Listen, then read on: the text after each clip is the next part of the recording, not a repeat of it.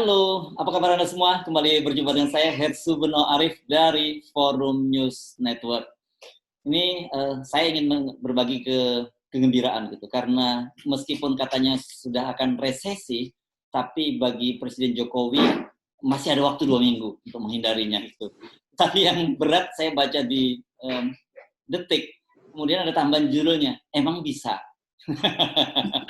Yes.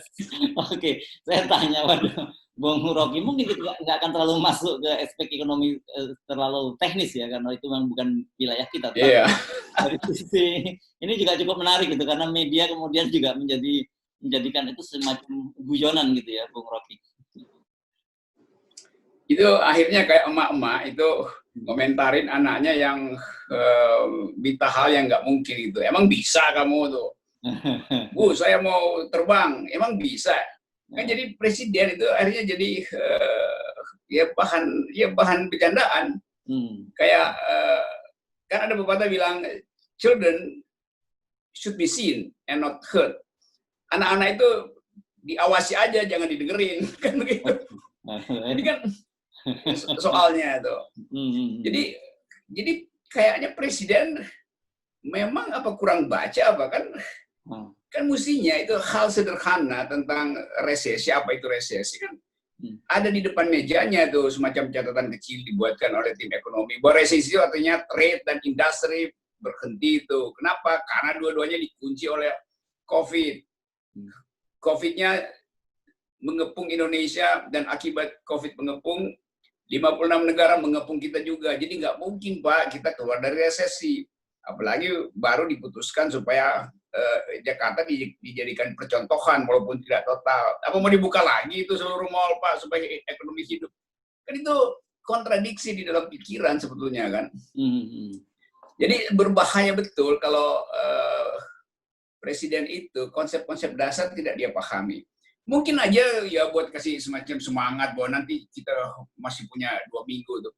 Itu kalau BMKG itu, kalau dia bilang prediksi badai itu per 2 jam, per 3 jam bahkan tuh. Terus nanti ada orang bilang, udah jangan, nggak usah peduli dengan BMKG, kita masih bisa jemur baju. Itu tiba-tiba hujan deras, itu kan sama aja.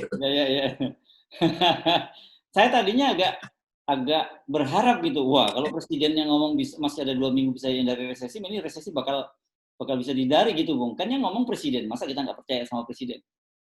Bisa, saya juga percaya kalau presiden piara tuyul. Tuyulnya itu buat nyuri-nyuri duit kecil-kecil, terus dikasih ke mak-mak sebagai penambah daya beli, ya bisa tuh. Saya nggak tahu apa ada tuyul di istana yang malam-malam disuruh nyolong ke korporasi buat disumbangin ke dompet mak-mak pagi-pagi. Itu bisa tuh kalau ingin nggak resesi. Ya, tapi kenapa presiden senang sekali menggunakan kata dua minggu ya? Karena sebelumnya saya juga membaca kan Menko Marinvest Luhut Panjaitan diturunkan untuk ikut mengawasi COVID dan diperintahkan menurunkan COVID dalam waktu 2 pekan, 2 minggu juga begitu. Ini kelihatannya angka hoki ya, 2 minggu ini. Bukan hoki, karena memori presiden cuma per 2 minggu tuh. Jadi lebih dari 2 minggu dia udah lupa kebijakan sebelumnya. Ya. Memorinya pendek, jadi prediksinya juga pendek gitu. Ya. Jadi presiden yang sebetulnya dipilih per 2 minggu, jangan per 5 tahun itu. Mari kita rada serius sedikit. Oke. Tapi tetap berbasis dengan angka 2 minggu tadi. Pertanyaan saya satu pertanyaan untuk 2 jawaban. Apakah mungkin resesi dalam 2 minggu, dan apakah mungkin COVID diturunkan dalam 2 minggu? Bisa sebetulnya, kalau proposal kita kemarin, Anies itu pegang seluruh kebijakan Indonesia, supaya dia bisa mengendalikan dari pusat. Kan 2 minggu itu membutuhkan operasi pasar luar biasa, membutuhkan pencetakan uang, Bank Indonesia mesti cetak uang. Jadi itu sebetulnya yang dibayangkan oleh Presiden di kepala, bahwa ekonomi pasti masih bertumbuh. Jadi dia nggak punya pikiran tentang apa yang mesti didahulukan. Itu berarti kan di awal kita menangkap bahwa presiden mengerti, karena itu dia ingin ekonomi ditunda. Sekarang dia mau supaya nggak terjadi resesi. Lalu konsekuensi dari menunda ekonomi adalah resesi. Tapi itu adalah pil pahit, bitter pill yang mesti kita telan. Nah, presiden nggak mau telan pil, itu soalnya kan. Jadi sekali lagi itu, ini cuma kontradiksi dalam pikiran aja sebetulnya, karena nggak ngerti konsep. Oke, nah tapi kan kita udah semakin tahu bahwa tadi daripada minum obat kan presiden kelihatannya lebih senang minum sesuatu racun yang berbalut madu gitu ya, terutama yang misalnya janji pertumbuhan ekonomi, terus surat-surat dari para konglomerat yang minta supaya PSBB tidak dilakukan di Jakarta dan sebagainya. Kelihatannya pilihannya lebih ke situ ketimbang yang Anda sebut tadi minum obat yang pahit. Saya justru bayangkan itu judulnya Detik tadi itu dibaca oleh Sri Mulyani. Dia mau tahu dia ngakak apa mual apa langsung ambil pil obat tidur supaya nggak pusing lagi mikirnya. Karena memang konsep terus-menerus ada halusinasi dalam pikiran presiden, meroket, nanti kurvanya akan melandai, kita masih bisa tumbuh melebihi Malaysia, melebihi Singapura segala macam. Jadi ada semacam ide fix dalam kepalanya yang tidak terhubung dengan realitas. Nah, ini bukan tugas ekonom untuk periksa, ini tugas psikolog untuk menerangkan kenapa begitu. Tapi bukankah itu sebenarnya gini, kalau kita bacanya bahwa presiden memang harus memberikan sinyal yang positif pada publik, gitu. Jadi kalau dia juga ikut-ikutan ngeri seperti beberapa waktu lalu kan berkali-kali juga presiden menyampaikan ngeri gitu. Orang ngeri betul. Nah, sekarang situasinya memang jauh lebih ngeri, jadi presiden harus menyampaikan pesan-pesan yang menggembirakan gitu. Justru publik yang ngeri karena presiden memberi sinyal yang palsu kan. Oke. Silakan. Kalau presiden justru ingin berempati dengan rakyat, ya dia masuk dalam psikologi publik, psikologi rakyat, kembangkan solidaritas bersama. Kan kalau dibikin hitungan misalnya, oke lah, mau resesi mau dihentikan, ekonomi mau ditumbuhkan. Dengan cara apa gitu? UMKM. Kan sumber kehidupan ekonomi ya konsumsi, UMKM, kan itu soalnya kan. Kalau perusahaan besar kan berhenti karena supply chain dunia berhenti itu. Nah sekarang misalnya coba, UMKM itu udah berkali-kali diterangkan, UMKM itu 60 juta unit usaha itu. 30 juta itu udah bangkrut, udah PHK tuh. Jadi 30 juta udah PHK. 20 juta itu masih bisa berproduksi, tetapi bahan bakunya nggak ada. Karena supply chain dunia berhenti. 10 juta lagi bisa berproduksi, tetapi tidak ada pembeli. Jadi sebetulnya 60 juta itu berhenti. Lalu presiden bilang kan UMKM udah kita kasih kredit segala macam. Kita itu nggak nyampe. Lalu prosedurnya mesti lewat bank, mungkin bank tahan lagi 1-2 malam, dibikin bunga, di akal-akalan.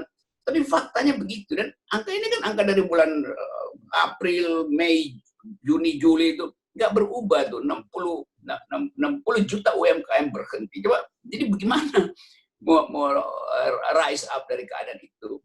Jadi ini soal data, presiden juga ternyata nggak ngerti, nggak punya data tentang apa sebetulnya problem bangsa ini. UMKM, mak-mak, daya beli, pasar, segala macam. Jadi nggak ada satu konsep yang utuh di kepala presiden untuk mengucapkan sesuatu pada publik. Kalau dia utuh itu kan pers akhirnya batasnya hilang tuh. Jadi diolok-olok aja kan. Emang bisa lo itu. Sok jago lo, kira-kira begitu kan mau dibilang sok jago lo. Padahal bego kan, kalau dikasarin kan begitu sebetulnya. Waktu rapat redaksi mungkin diputusin apa judulnya, sok jago, bego banget sih, kayak gitu kan. Akhirnya diambil istilah yang lebih aman, emang bisa. Iya. Tetapi itu cukup menohok ya dengan kata-kata itu saja gitu kan, itu banget kan. Emang bisa lo gitu kan. Itu antara menghina dan menonjok tuh. Iya. Oke. Saya menduga, tetapi tentu saja menurut saya dugaan ini tidak berlebihan karena bagaimanapun yang saya bayangkan seorang presiden itu kan biasanya ada tumpukan-tumpukan dokumen yang cukup besar, cukup banyak gitu di mejanya. Itu macam-macam laporan. Ya, mestinya. Intelijen, ekonomi, macam-macam, termasuk yang mungkin kalau menjelang Pilpres ada survei politik. Tapi sekarang survei publik juga penting kan untuk melihat bagaimana publik. Yeah.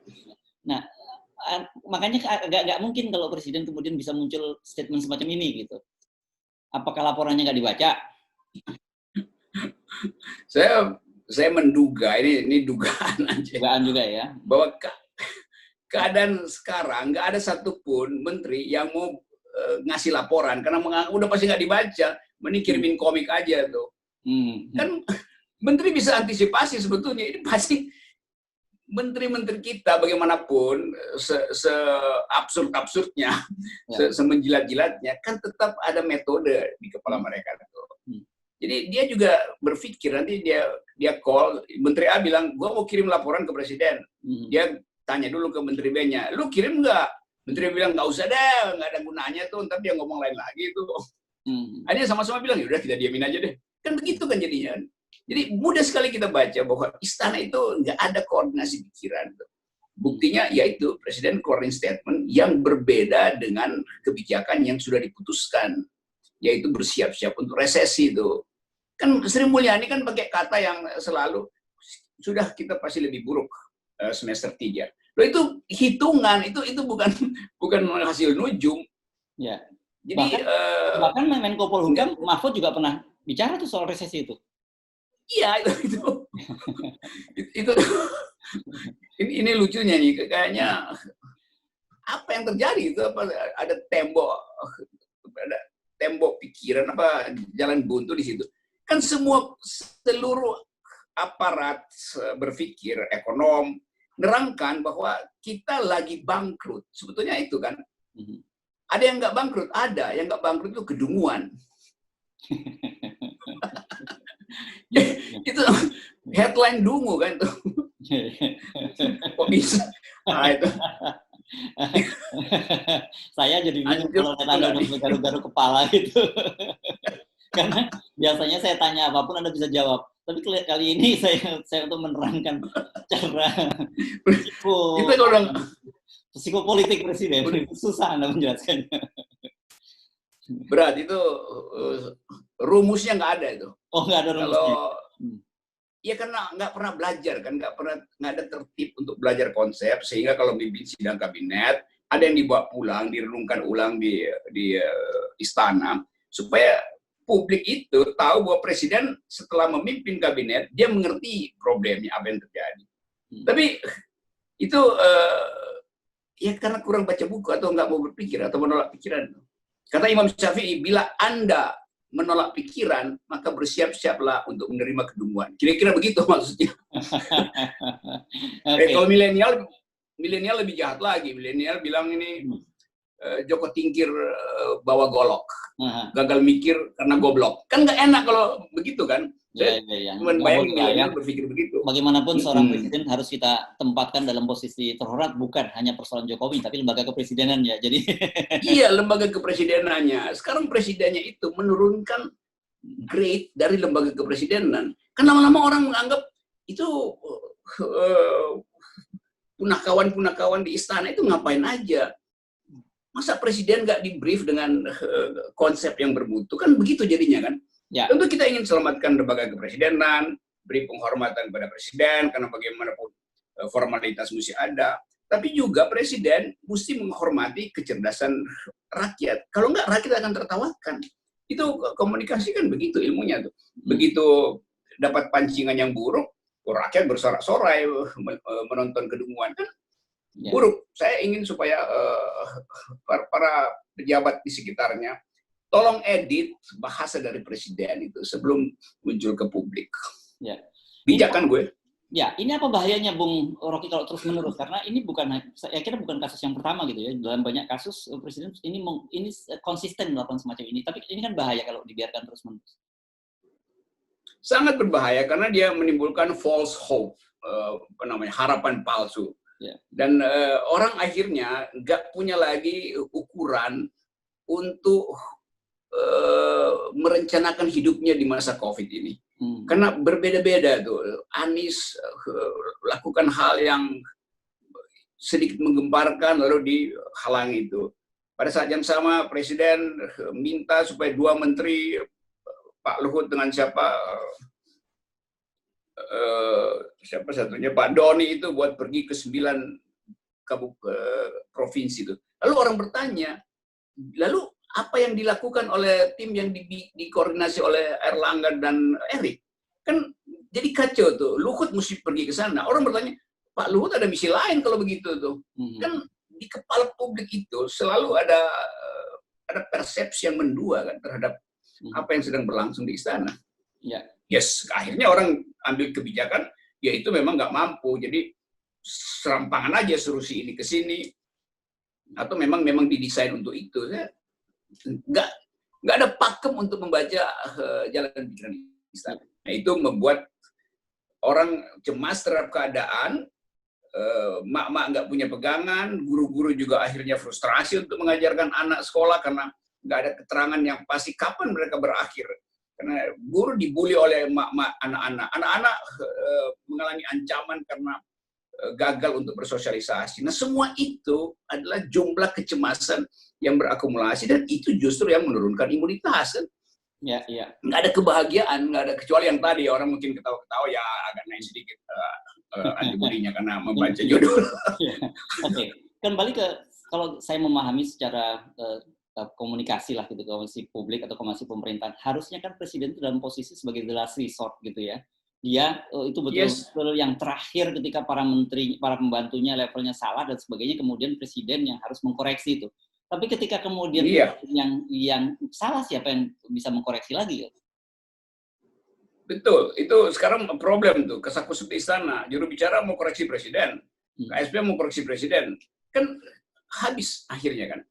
Jadi sekali lagi, wilayah yang seharusnya sebut aja agung itu, presiden kan kedudukannya agung. Ya, sakral, dia mesti, bahkan sakral. Iya, kesakralan itu hilang karena orang terpaksa nggak bisa kasih penghargaan pada kalimat yang nggak masuk akal itu.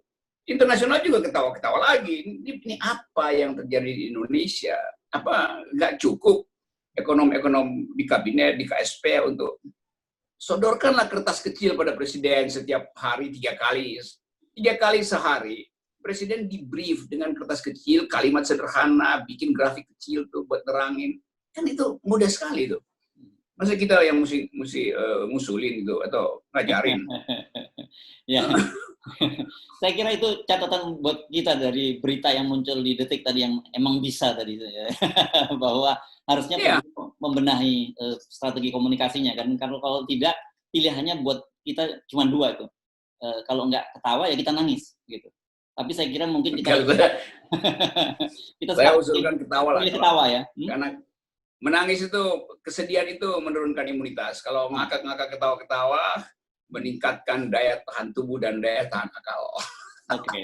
Oke, saya pegang advice Anda bahwa setiap kali membaca berita semacam itu, saya bukannya marah, nangis, tapi saya akan ketawa. Oke, terima kasih. Yes. Ulang lagi. Hancur. Yeah.